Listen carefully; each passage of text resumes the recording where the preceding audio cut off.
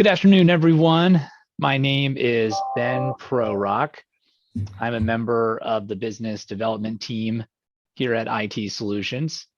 And today we have a really exciting opportunity. Thank you for joining us to hear from two true industry experts in the cyber insurance space at Johnson, Kendall Johnson, Alexandra Bretschneider and Ralph Hetchisky, in our continuing effort at IT Solutions to serve not only as a technology partner, but as a true business partner in every aspect for our clients and our friends. So thank you for joining us. Really looking forward to the conversation. The format today is going to be a pretty brief presentation from Alexandra and Raf, followed by a time of question and answer. So please message in any questions you have as we go, and then we'll make sure to answer those as they go, as it makes sense, or directly afterward. So we're excited to get started. And Raf, why don't you kick us off? Ben, thank you so much and for having us today, and appreciate you and Jim and the rest of the IT Solutions team for having us on today. Really do appreciate it. And happy St. Patrick's Day to everybody. I hope everyone's got their green on just like us. As Ben said, my name is Raphael Hetchisky, and I'm one of the principals at Johnson, Kendall Johnson. And I'll let Alexandra introduce herself in 1 second. I'll just tell you a little bit about Johnson, Kendall Johnson. As Ben mentioned, we are an insurance and risk management brokerage. We are based in Newtown, Pennsylvania, right outside of Philadelphia. Myself and Alexandra, we focus exclusively in the property and casualty area, which is the commercial insurance departments. And then we also have departments in employee benefits, health and wellness, as well as financial services. Little known trivia with regards to JKJ. Back in the 80s, we actually had the employee who discovered the 401k loophole. And so our 401k account number is number 0001. Typically what we find with other brokers out there is that they have a geographical focus. Instead, JKJ made the business decision years ago to silo their practice groups to industry settings as opposed to geography. And so we really do well in healthcare settings. We have a retail entertainment group. We have a construction group. We have a life sciences group. We have a real estate group. So we choose to focus in those niche industries that need a little bit more added touch from an insurance and risk management standpoint. And as doing that, we really have, over the last few years, seen a need to invest more heavily in cyber and cyber liability and cyber risk management. And so as a result, we brought on Alexandra Bretschneider years ago, who has a substantial background in the IT field. So I'll let Alexandra introduce herself briefly before we get going. And Raf, my screen sharing okay, right? Yes, it is. Perfect. So thank you for the introduction. I'm Alexandra Bretschneider. I've been with JKJ now for just over 7 years. But my background before that, as Raf had alluded to, was actually in IT consulting. So I started my career with Ernst & Young in their IT advisory practice, doing some Big Four consulting life. Then I moved on to do some telecom consulting. Did that for a number of years before I found my way into this dark world that we call the insurance world. Naturally, I've gravitated towards all things cyber. And as you folks know, listening on the call, 7 years ago, cyber truly was not remotely what it is today. I continued my education, pursued a designation from Carnegie Mellon specific to cyber risk management and insurance. And then we were fortunate enough as an organization to be recognized as the top broker internationally by Advisen for 2021. We're gunning for it again in 2022. Stay tuned, and more to come. Thanks, Alexandra. Appreciate you letting us know about that. Humble brag is what my daughters like to call it. So let's start at the foundation, at the base. A lot of times people hear the word cyber and, many things come to mind. So from a risk management insurance standpoint, what are cyber incidents? What are we talking about, and where are the trends that we're seeing in this ever evolving landscape right now? Yeah, cyber is a big word, right? It's a little bit of a misnomer. So, essentially, cyber risk is really anything that relates to technology, anything that connects to the internet. So what does that look like in terms of incidents? And I'm going to talk to this at a little bit of high level, and then we'll do some statistics around this, put numbers to the things that we're saying. So this is a slide that I've had now for probably 4 years.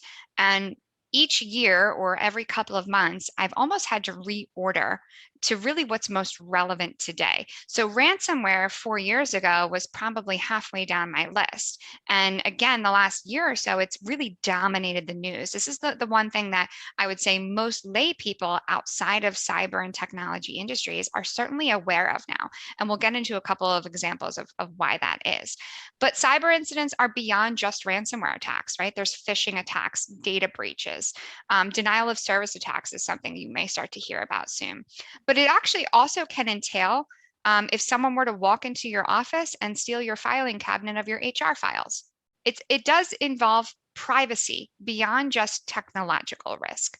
And of course, there's the unknown. What's next? What are we going to see? It's estimated really more than 50 billion devices, processes, and things are connected to the internet. That's our exposure basis. That's the landscape within which we're considering cyber risk, anything connected to the internet. And as you can imagine with Internet of Things, that just grows really almost every single day. And then what happens with this? So cyber crime activity is actually projected at this point to cost the world $10.5 trillion by 2025, making it one of the world's largest economies. When we think back to what the claim landscape has looked like, what incidents have transpired over the years. I mentioned, and I'll kind of give you from my perspective, having joined the insurance side 7 years ago. Back then, around 2014, you heard of the Target breaches, the Home Depot, right? We heard heavy on the data breach piece. From there, we have social engineering attacks that really started. So that's the idea that someone purports to be someone that you would know and trust and induces you into doing something you wouldn't otherwise, parting typically with money or information. So for example, I've had a client accidentally send out 3,000 W-2s to someone who was not who they said they were in the middle of tax season. More often than that, we see it in the form of financial, right? So a vendor says they've changed their ACH instructions. Our client goes and pays, finds out they were actually paying a bad actor who was not who they said they were and that they trusted. And then, of course, ransomware. Ransomware has actually existed for a really long time. I actually experienced my own ransomware attack when I was at my telecom consulting job back in 2012. This is before it was even called ransomware. That wasn't even the name of it yet. One day we couldn't get into our shared drive and we paid somebody $350 to get our access back. This was before people really even knew what this was. You've got our little COVID molecule there indicating that this is really what led to the explosion of ransomware in 2020.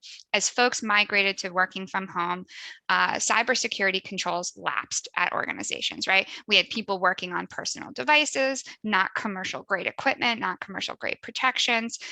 People laxed their password protocols and things.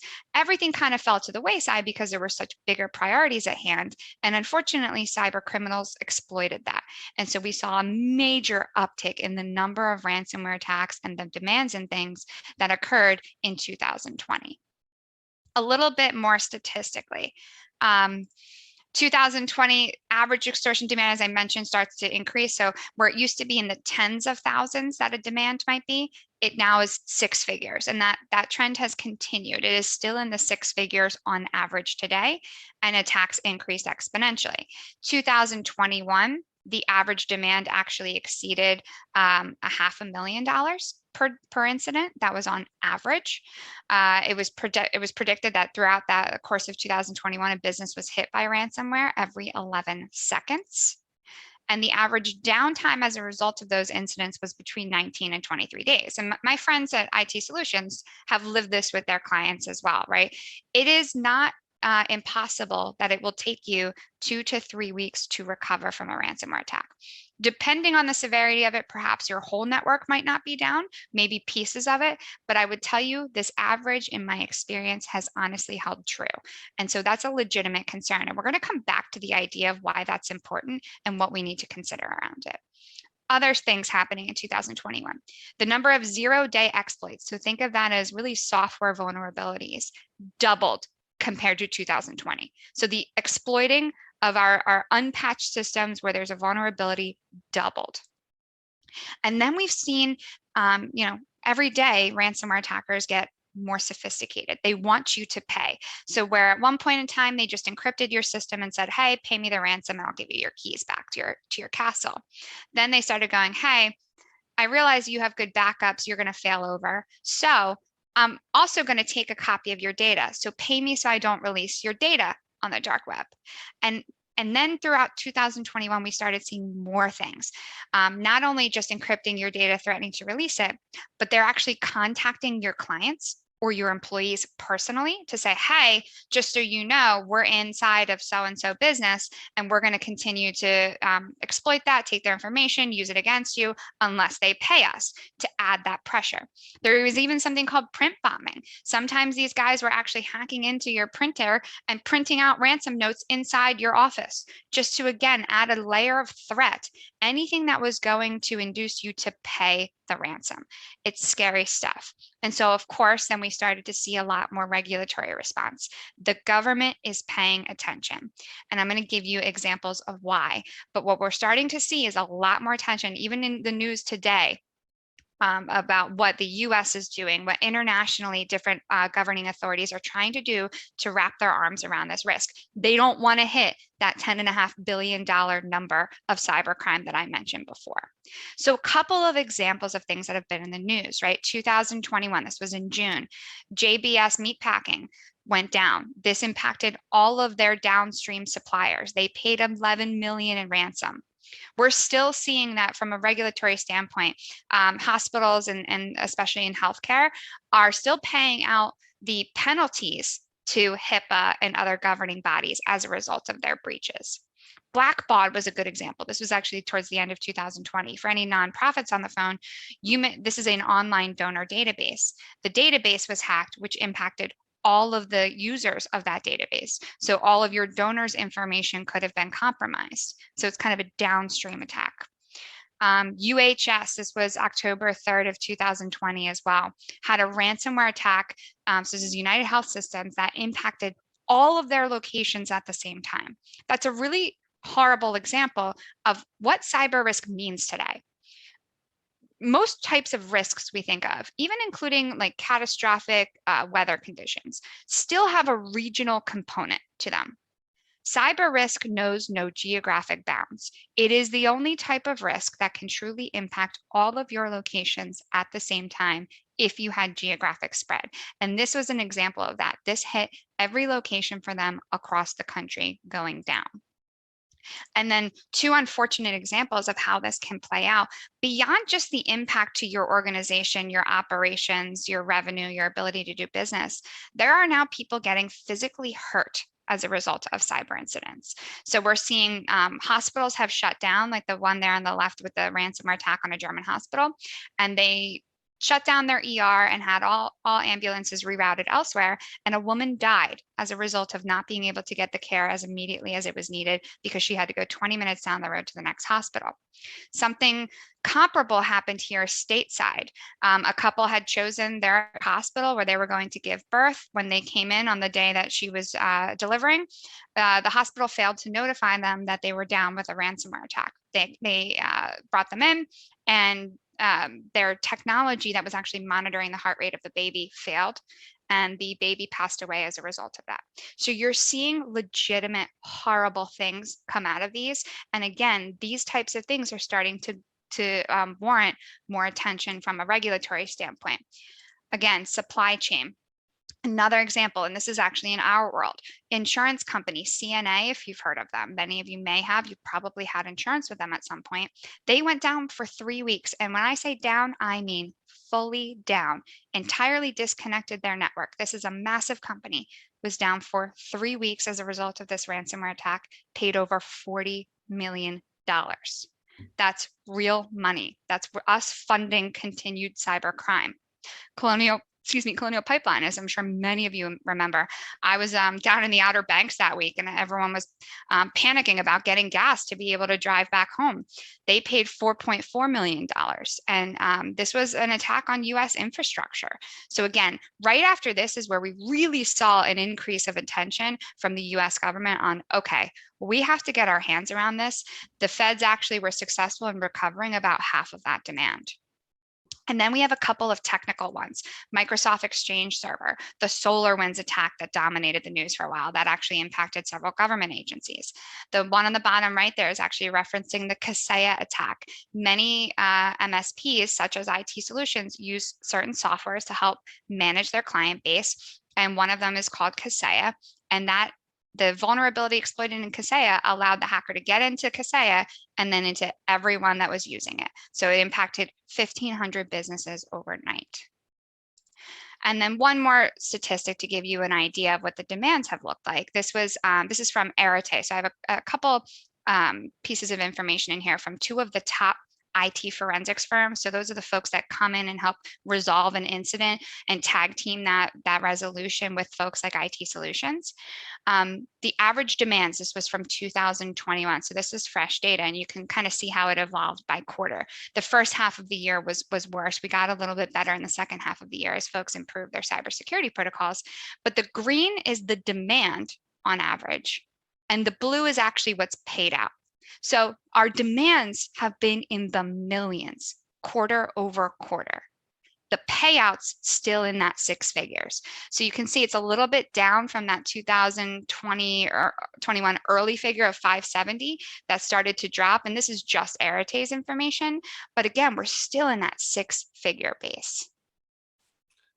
Thanks, Alexandra. You know, I remember when CNA went down during probably one of the busiest renewal periods of the year, and it definitely has a rippling effect beyond just their business or their company going down. I mean, it affected countless brokers, countless organizations who were waiting for, you know, changed endorsements and updated insurance policies and all that. So I think people are still wrapping their head around the dollar impact as well as the intangible impact. I also bring it back to a conversation I had with a not-for-profit CEO years ago. And it was very funny. He said, well, I'm a small not-for-profit organization. I'm never going to get hacked, right?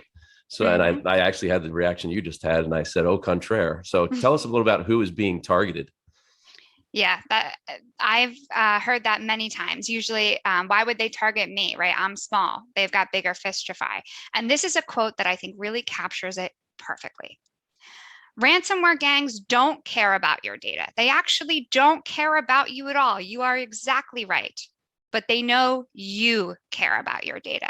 You will be willing to pay to resume your operations. That is all the ammo that they need to move forward. And that's exactly why everyone is a target. Let's take a look at when we kind of break it down. So Kroll is another top IT forensics firm, and they had just issued their 2021 report as well. And I thought this was interesting. So it shows you which sectors have actually had the most incidents. So historically, 5, 6, 7 years ago, again, all we thought about with cyber was really healthcare, HIPAA compliance and requirements, and financial services. But outside of that, do we really have to worry about it? Now the targets are professional service organizations. Law firms make up a big chunk of that. Law firms have very sensitive data. As you can imagine, they're going to be willing to pay for that to not be disclosed. Healthcare and financial services still dominating, manufacturing creeping up the risk there, and same with technology and hardware. We are seeing more and more in the government sector and education sectors as well.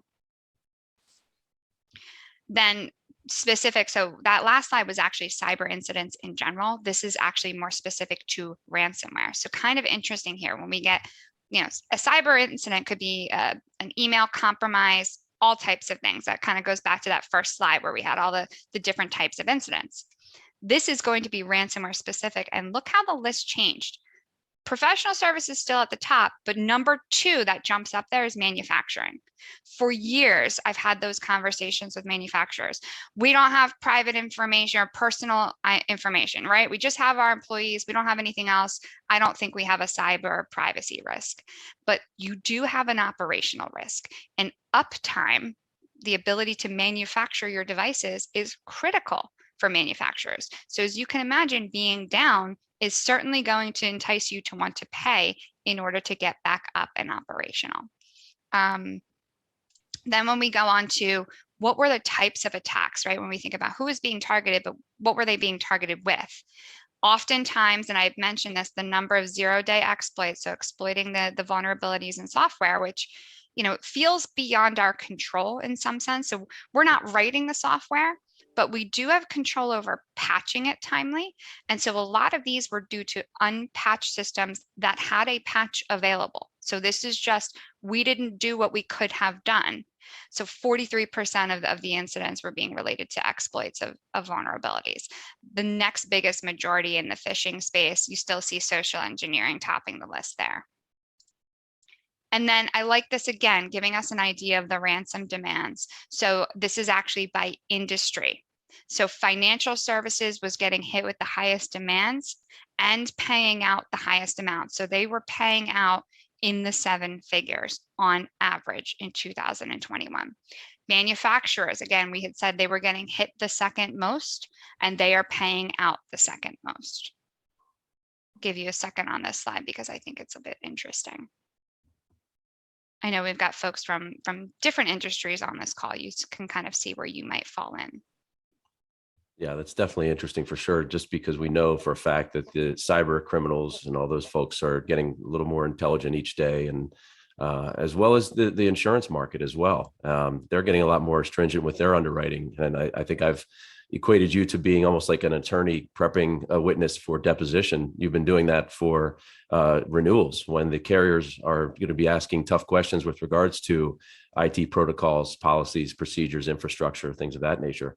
So looking ahead into 22 and beyond, what predictions, expectations do you have from a cyber standpoint? Yeah, so we'll get into the insurance piece in a minute, but the big to be determined right now, and I know we've got a couple folks listening live and a couple that are listening to the recording, and I have no doubt this is still going to be relevant in the days to come, is what is going to be the fallout of this Russia-Ukraine invasion. We are already seeing an uptick in cyber attack activity.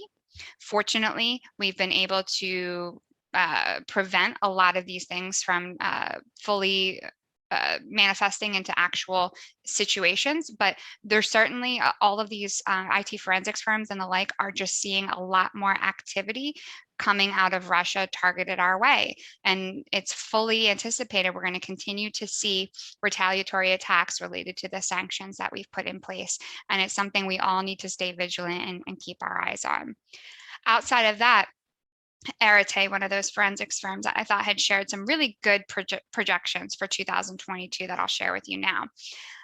When you think about how those ransomware attacks are going to be conducted, because we have a lot more scrutiny from the government on these things, and potential that they want to refrain us from being able to pay ransoms and looking to try to pursue the criminals, I think we're going to see a little bit less of that public shaming, right, where we're putting it out into the dark web or we're going after clients and employees, probably or hopefully less infrastructure attacks, although I think that will to be determined with Russia. But I think we're going to continue to see new creative ways that they force ransom. So for example, I had mentioned denial of service attacks. A denial of service attack, think of your network as having a highway connecting it to the internet, and it would be like sending thousands of cars down that highway all at the same time and jamming it up so that nobody can get in or out. That's the idea of a denial of service attack. Well, how do we stop that? That's very difficult to prevent. And so if someone starts to block up your network, you have no connection because you're getting an attack, you may be more willing to pay for them to stop the attack. So there could be a lot of new methods that they try to deploy to enforce ransoms.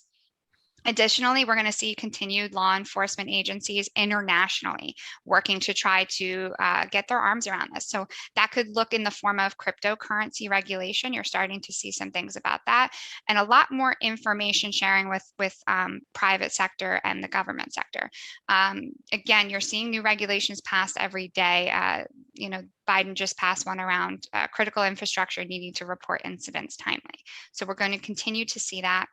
But more than anything, and this is where you need the help of folks from IT solutions, Threat actors are going to continue to exploit the things that have been successful for them.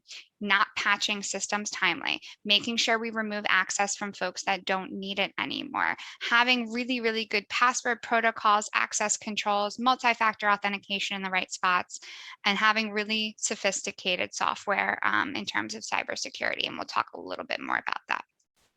So one of the keys that we always like to focus on, generally speaking, from a risk management standpoint, is what we like to call insurance utilization, in that the insurance policies, insurance program that we place for our clients, they should be the last resort, the last shield between you and the actor. So, tell us a little bit about how we should be managing cyber risk, obviously using insurance, but then also other methods and protocols that we're putting in place alongside that. Yes, thank you. So I used the first 20 minutes here to unfortunately be doom and gloom, right? But it was really just to paint the landscape. What are we dealing with? What have we been dealing with? What is it looking like it's going to be? Now let's actually talk about how do we handle it. Cyber risk is manageable. And I know it's an uncomfortable thing for a lot of people because it's technology related and I don't know, and I don't know what I don't know, but it is actually something that can be managed. So I have a couple pieces to the puzzle here. First component, cyber risk is a blend of security, cost, and convenience. And that's going to look different for every organization on this call. So what might be the most secure thing, which would be maybe to require that before you let anybody have access to your information or your network, you make them give you a retina scan, a fingerprint, a DNA profile, and a password. That would be remarkably expensive and absurdly inconvenient. So we don't do that, right? That would be the most secure to really validate the authenticity of that person, but we don't do that. We do things that are more manageable, that are more convenient, that are cost effective, that actually can be within our organization's ability to afford. But we do have that constant balance that's happening between those things. Then, of course, we think cyber, we think tech. I mentioned, having top cybersecurity softwares and technologies. It is more than just technology. Cyber risk is managed through people, processes, and technology. Some examples of that. So I always use, and Raf's heard me tell this story several times, the Target data breach. That's one that everyone knew about back then. It was one of the first big name ones. So everyone remembers Target had a data breach. I'd say probably half of you may remember or be privy to the fact that the way the data breach actually occurred was through their HVAC vendor. So it wasn't Target's fault specifically. They didn't get just right into Target. They went into one of their vendor partners who had access to Target's network and came in that way. The story that doesn't get told is Target has the budget and has procured all of the technology they should have. The technology piece of the puzzle was there. They had something called an intrusion detection system that was supposed to detect an intruder. And sure enough, it did. The technology piece of the puzzle worked. Where they failed was on the people and the process side of things. No one reviewed the alert. No one did anything about the alert. So cyber risk is so much more than just buying technology to solve it. There are so many things we need to do from a people and process standpoint, and I'll get into some of those that will have much more of an effect. And then, of course, Raf, as you mentioned, right? Nobody loves buying insurance, but let's make sure that if we need it, we have it, and it does exactly what we thought it would do, and it covers the expenses that we need it to cover. And I will tell you, far too often I get asked to review policies for folks, and I have to deliver the unfortunate news that this is not really going to help you when you have an incident. This is woefully underinsured in the areas that are actually of most importance. And it's not simple. Cyber policies are changing every day. It's very difficult to understand what applies to what. And they're really, really important to make sure that it's actually adequately aligned to your organization. At the end of the day, when it comes to managing cyber risk, the concept is not to be cyber secure. There is no such thing. We can't go to bed at night and say, we did it, we're cyber secure. I can sleep peacefully knowing nothing bad will happen to us. But the goal is to be resilient, to be able to sustain an attack and recover from it, move on, resume operations, and not be shut down. And then, of course, there's a reasonableness standard. So when I talk about the balance of security, cost, and convenience, that will also vary by industry. And so what would I reasonably expect of a peer company of mine to have in place? Would I expect that they've ever done a vulnerability assessment? Would I expect that they've done employee training? Would I expect they have quality password and access controls? What would I expect? Because that's what you're going to be held to in the court of law. Now, let's talk a little bit more. I mentioned supply chain several times, and this is really the scary risk, because what happens when one incident impacts many? So how do we manage that? It's going to sound fairly simple, but I realize it's a little more complicated in practice, but it is as simple as it sounds. Let's understand our inventory of our vendors, our partners, and what information or systems do they have access to of ours? And then how are we controlling that access? And then what happens if something goes wrong? So we want to have quality contracts in place, and we want to make sure that there's tight wording around indemnification, confidentiality, who has insurance, and what the limits of liability are for who's responsible when something goes wrong. And then we mentioned the insurance piece of the puzzle. So I'm going to do an insurance 101 here. Try to keep your eyes open. Number one most important part of the policy is the incident response. And this is one of those areas where I've seen folks not have proper coverage. So what happens when you have a cyber incident is a boatload of resources come to the table to help you, and they should be covered by your insurance policy. Your standard off-the-shelf policy should include these things. So one of the first things that's going to happen is they're going to bring you an attorney, a privacy attorney called a breach coach, that's going to give you attorney-client privilege and oversee the incident and quarterback it. They're going to bring in the Arites and the Crowells of the world that I've been mentioning, the statistics I've been using. So those are the IT forensics firms. They would work hand in hand with IT solutions to resolve the incident for you. Reviewing logs, triaging, understanding what's wrong, how it's wrong, stop the bleeding, and what needs to happen to recover. And then if you're unfortunate enough to end up being one of the news clippings I use in a presentation like this, you may need PR. You may need guidance for communication, not only externally to your vendors, your clients, but how about your internal? What are we saying to our employees? What are we telling them to say to others? So communication is often forgotten, but really important. And then, of course, the piece that people kind of know about when they think about cyber breaches really are notification costs. We've all at some point in time gotten that letter in the mail that says, sorry to tell you, but your information may or may not have been breached. Here's free credit monitoring. You can sign up here. Here's a help desk line. You can call this number if you have any questions. It costs money to set up the call center. It costs money to send out those notifications. It costs money to provide the credit monitoring. All of those costs are part of the incident response.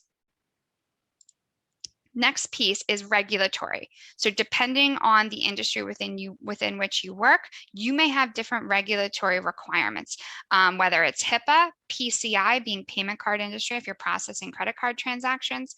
GDPR and CCPA are beautiful alphabet soup versions of privacy laws. So how you're supposed to govern private information. We're seeing biometric data laws. So the laws are just going to keep on coming. Right now we have 50 states of different laws. We do not have a federal cybersecurity law, but it's very possible one could be coming in the next year. And that requires different levels of compliance with each. If you have a regulatory investigation, you're going to need defense. So your legal fees and counsel, the settlements, and then where insurable by law, the fines and penalties you may be assessed could be covered by your cyber policy. The other piece of cyber that people do think about when they think of what the insurance will cover is the ransom. And unfortunately, the insurance companies have gotten misdirected bad press around this. Cyber insurance is intended to cover ransom payments for the most part. This is one of the areas that's changing, but your original cyber policies of the last 5 years gave you full policy limits for paying a ransom. So there's the argument nowadays as well, because the insurance companies and people keep paying all these ransoms is why this is all continuing to happen. So we should just not be allowed to pay ransoms. And certain lawmakers even called for that. But is that really effective? If we make it illegal to pay any ransoms at all, what happens to all the businesses in the interim that are not allowed to pay in between now and when they stop the attacks? What recourse do we leave them? They just have to go out of business. My opinion on that, not that you asked, is why are we going to look at punishing the victim? right? You didn't want to be ransom attacked. Nobody looks for that. No one wakes up in the morning and says, I would love to pay a ransom today. We need to find other ways. And that's where you're again starting to see a lot of partnerships, private sector, government sector, to how to actually tackle this risk and stop it from happening or punish those that are perpetrating it rather than punishing the victims. You're also going to see coverage for social engineering and other types of phishing attacks within this coverage part. And then I mentioned I will come back to this. I mentioned downtime. What happens while you're down? Depending on the nature of your organization, your operations, right? So I mentioned manufacturing. Downtime is critical for them. Every minute of downtime is dollars lost. Certain professional services organizations, if you're operating within the bounds of contractual agreement, a day or two of downtime may not end up resulting in financial loss. It's going to vary, right? Like this is where we need to right size coverage to your organization. But what does that look like? How long can you be down before you start losing money? And then how long can you be down before it impacts your reputation? And once it impacts your reputation, what does that do to your revenue? Not only now while you're down, but in the future. Will you lose customers? Will you lose potential new customers because you took a beating in the press for your cyber incident? So there's really a lot to think about there. Sorry, I was on mute. I feel like the cyber market really over the last 8 to 12 months has just been turned upside down on its head. And I mentioned this earlier, but we're finding underwriters starting to increase scrutiny, ask a little bit more difficult questions, dive in on the risk before even considering providing a quote. A lot of times we find out that the cyber underwriter has done almost like a mock hacking of the organization to test and see if their protocols are in place. What's happening right now in the cyber insurance world, and what should we be on the lookout for as we're going through our renewals and considering getting that coverage placed? Yeah, that's honestly probably the most critical part of today's discussion is the policy that you bought last year or didn't buy. But if you were buying cyber insurance historically, the policy you bought last year is going to not only look different, but it's going to cost a lot more this year. You may be paying more for less. It is changing on a daily basis, and that's purely as a result of the number of incidents. In the insurance world, cyber was a gold rush coverage at first. All the carriers started wanting to write it because it was free money. There weren't a lot of incidents. Everyone was making money off of it. They didn't ask you very many questions to underwrite it. And it was truly a gold rush. So we saw a ton of purchasing of cyber.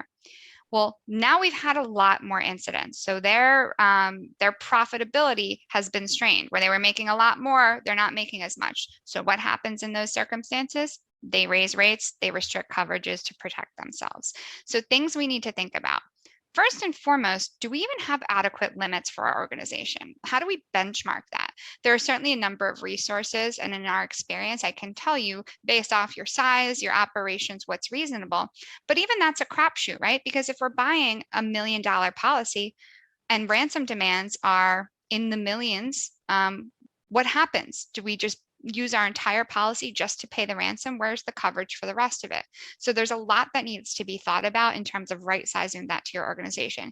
There's data breach calculators that we can kind of model out what this would look like. And you can see in this example, this was a healthcare example. The very bottom there, ransomware demand paid out was 500,000. They suffered 1.5 million in interruption costs. So that's revenue loss and expenses during the downtime, let alone the additional fines and penalties from the regulatory standpoint. So a $6.6 million incident is what it was projected for this organization. So if they're buying $1 million policy, that is probably insufficient going forward. I mentioned extortion a few times. So unfortunately, and this is certainly a frustration we all share with the insurance world, some of the coverages we need the most are the ones they start to restrict. So they do not want to be paying out ransoms anymore. So not only are they going to require that you be better secure, and we'll get into that in a moment, but they're going to restrict coverage. So you're starting to see what was, formerly standard to have full policy limits for extortion coverage. We're seeing sublimits. We're seeing really high retentions and deductibles, or we're seeing something called co-insurance. So they might apply a co-insurance principle of 50%, which means whatever we pay, you pay half. That's concerning, right? Now they're putting your skin in the game, your money on the line, and the insurance is no longer responding the way we thought it once would. Other things that we need to think about. A lot of the insurance companies distinguish your ability to control downtime when it comes to business interruption. So is your network, your system, something you control? So it's on premise, or is it hosted? What happens if your hosted provider goes down? The insurance company looks at it and says, well, I didn't underwrite your hosted provider. I underwrote you and your risk.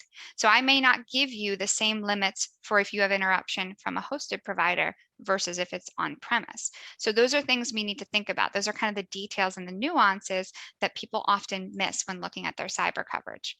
Reputational harm I had mentioned. That's actually a separate type of business interruption coverage. So business interruptions covering that time that you're actually down from an incident.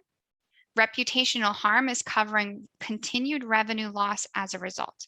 So if you really do have an adverse public relations event as a result of that, and you lose customers and you continue to lose revenue after you're up and running again, there could be coverage for that. And as you can imagine, that could make or break whether or not a company stays in business as a result. Then we talked a little bit about, I gave you the really horrible examples of some incidents where people have suffered injury or death as a result of cyber. Well, where is that covered? Depending on how your policies are written, and this is why we can't look at cyber in isolation, you need to look at the whole portfolio of insurance programs and risk, is what if my other policies exclude cyber? My professional liability, my med mal, what if they exclude cyber as a covered cause of loss? And then someone dies, where is that covered? Same with property damage. We buy insurance and think, especially for manufacturers, we cover our own property. Property policies exclude cyber. And if there's no fire or water damage or anything like that, but someone hacks into an industrial control system at a manufacturer, just shuts off a belt or a valve, and the system jams up and breaks, where is that covered? It is not covered by your property policy. It didn't light on fire. There was no rainstorm that came through that flooded the building.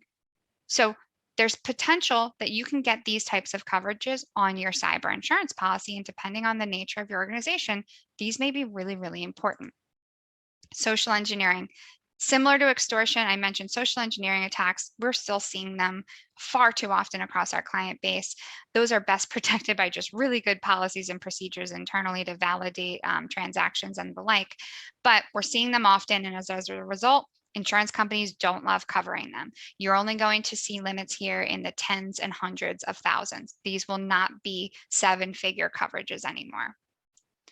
Hardware coverage. What happens if one of these cyber incidents actually damages the hardware, whether it's my servers, my laptops, etc., and I need to replace that? This is a little bit different than property damage. This is going to be truly your electronic equipment.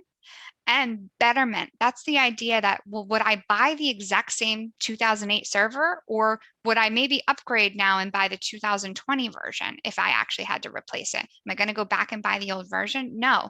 Well, which one's going to cost more? So is there coverage that gives me a little bit of buffering room to buying the better, latest and greatest technology today? And of course, evolving regulations. I've mentioned that several times. What are we seeing in the market of insurance, right? State of the market. Rate increases, rate. So I had mentioned your policy is not only going to look different, it's certainly going to cost different. So these were a couple of examples from back in June of news articles coming out around the increase of attacks leading to the increase of rates. So it's just getting more expensive. We're continuing to see, I'm sorry, Raf, did you want to jump in there? Oh, no, go ahead. Sorry. Okay. We're again continuing to see evolving regulations around ransomware. And then this is in green here because this is a take-home slide, and these are where you can connect with the folks at IT Solutions to help you. There's so much more now you need to do to be insurable. So gone are the days that I can get policies for organizations where I give them a couple pieces of information, name, address, number of records, or ballpark revenue, or any of those things. We used to be able to get cyber insurance. Those days are gone. Now what's going to happen when you complete an application is if you're on the CFO or CEO side of the house, There's going to be questions you do not know the answer to, and you will need IT to help you. And that is by design. There are even applications that require IT to sign off on it with you to say, I looked at these answers to make sure they were correct. These are the things they're looking for. Multi-factor authentication. And they want it in 4 different areas because that's actually a very broad statement. You can put multi-factor on, almost anything, any kind of access. So where do they want it? Email, remote. So our huge remote workforce that we have now, let's make sure before they're tapping into our network, there's an added layer of authentication. And then privileged access. So administrator accounts, those that can make changes to your system. So potentially IT solutions. And then also to your backups. We want to make sure we have really good backup files, and you'll see bullet number 3 there on the left. And let's make sure they're segregated from our network so that the same attack can encrypt both our live environment and our backup environment. Raf had mentioned bullet number 2 there. Several of the insurance companies now have invested in technologies to scan your network externally. They don't need your permission. This is something they're doing with the public-facing internet profile of your company. It's the same thing the bad guys can be doing. So they're scanning it and they're looking for vulnerabilities, open ports, outdated software appliances on your firewalls, things like that. And they will deny coverage when they find these issues. 4th bullet there, employee training. I am a believer that employees are the gatekeepers to our organization. We can go broke buying every software technology out there, but at the end of the day, we have to train our employees to be skeptical, to ask questions, to take that second before they click. They are the gatekeepers, and they are the #1 exploited vulnerability. And then, of course, having an incident response policy. Have we thought through what we would do and how we would do it and how we would communicate and who would make decisions if an incident occurs? And then a boatload of technology, so a little bit of alphabet soup there on the right. EDR is endpoint detection and response, IDS, intrusion detection system, next generation antivirus tools. Those are all things that your folks at IT Solutions can assist you with. They're going to ask about data encryption. Do you encrypt data at rest or in transit, which really means usually over email? Are you managing patches timely? A lot of you may have heard about that log4j vulnerability that was in the news. Did you patch it? Did you address that? And I had mentioned several of those exploits are just from unpatched systems. The Equifax breach that really impacted all of us, unfortunately, that was from an unpatched system that had a patch available, and they were just delayed in actually deploying it. Have you done penetration testing and vulnerability assessments? Those things are going to be asked, not necessarily required yet, but really, really nice to have. And have you thought through who your vendors are, your partners, and who they are and what they have access to? Yeah, it's funny. I think I mentioned this before, but as we've been doing renewals as of late, we're seeing the IT directors, heads of IT at the organization get more involved well in advance of that renewal. So that they're ready both for the discussion with the markets, but also just to fill out the applications that are needed to get it over the finish line. So down the stretch we come. Obviously, there's a lot of insurance jargon here, a lot of cyber jargon, a lot of risk management speech. If we boil it all down to the top 5 tips, the takeaways, what is it that the folks on the call need to be aware of as they leave this call today? That's great. So #1, prepare to meet those insurability requirements. So everything that is in this green box here, start today. We don't want to be scrambling days before your insurance policy renews to meet the requirements of today's insurance world. So you have to review these things, get on the phone with IT Solutions and say, how do we fare? Where do we need to invest? What should we be considering? That's absolutely critical. And so often now on a day-to-day basis, I'm having conversations with IT and this financial side of the house to say, hey, this is how we have to do it. These are the things that are required and why. How quickly can we get this done? So you are paying more upfront to protect yourself and probably paying more for the insurance. It's a tough time, but it's so necessary. Tip #2, manage your access and your patches, right? So those are the things I've been talking about, having really good access controls around eliminating people that no longer need it. Least privilege is a concept that you only give folks privileges within the organization to do the least amount as required for their job. So gone are the days that the CEO had access to everything. If the CEO doesn't need access to everything to do their job, Do not give it to them, because then they become a huge vulnerability. Getting access to their credentials gets you into the entire network. So gone are those days. Make sure you're patching things timely.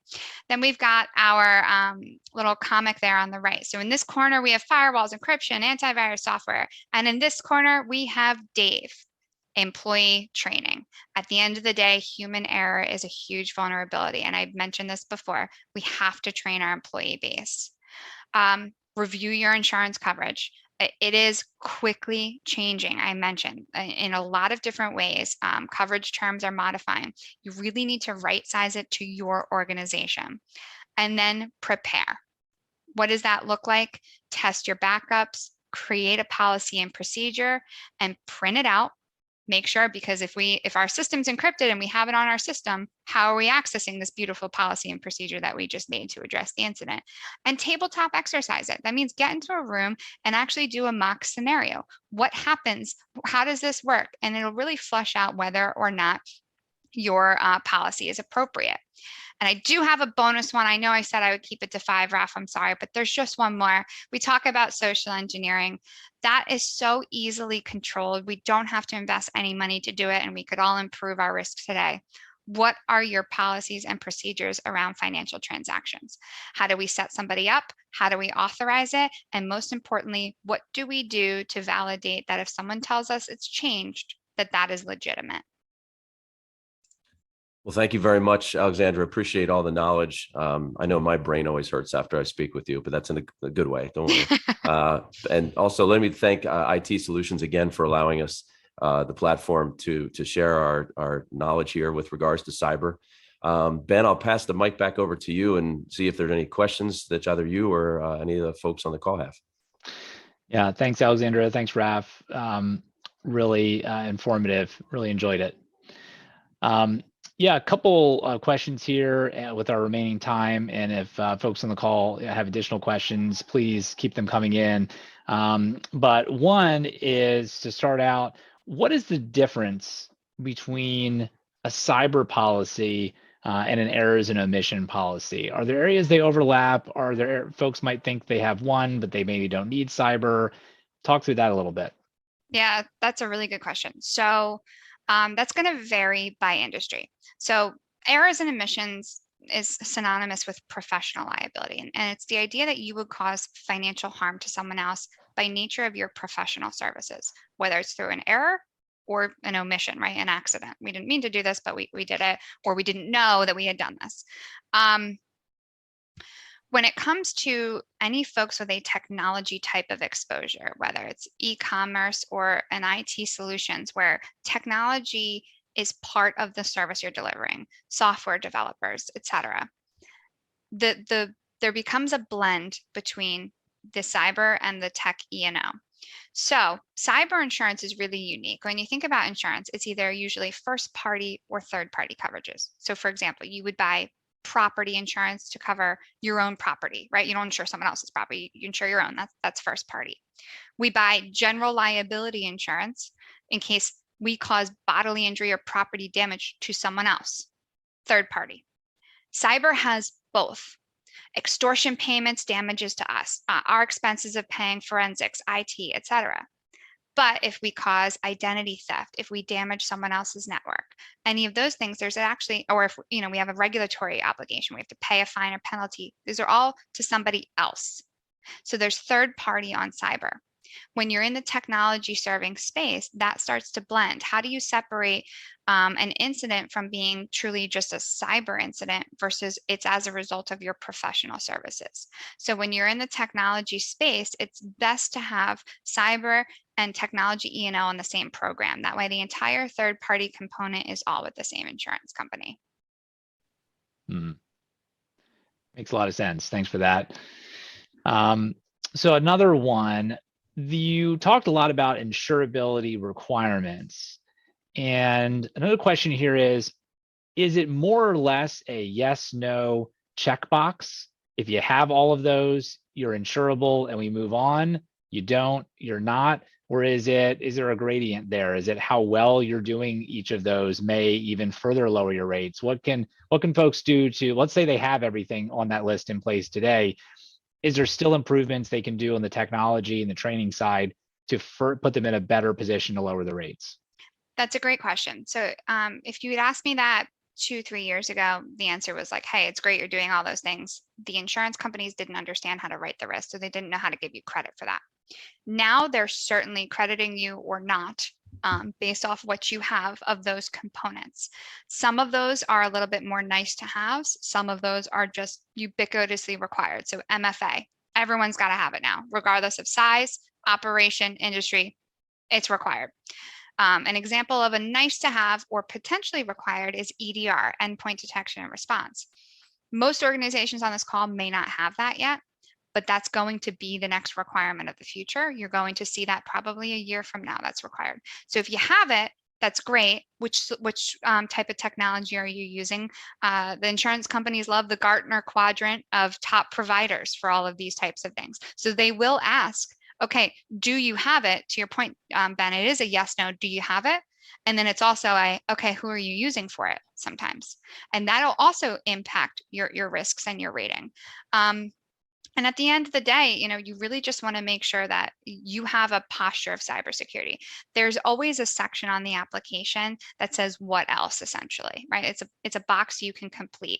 So there are more things you might be doing that weren't asked in the application that you need to be sharing with your broker. Tell the story of how you manage cyber risk better than somebody else so that you do get credit for that. Those are things that are now resulting in better rates and terms and conditions on policies. Really helpful. Thanks for that. Final question. Let's say, thinking ahead, that you have a cyber policy. It's a great policy. You've done everything you can. Everything's been covered. They sat on this webinar. They're in great shape. Then a cyber incident. My work here is done. That's right. Everything's buttoned up. There is this. Let's say then there's a cyber incident. What happens on the other side of that? Are they insurable? If so, what sort of rate increases have you seen? What's the other side of a cyber event?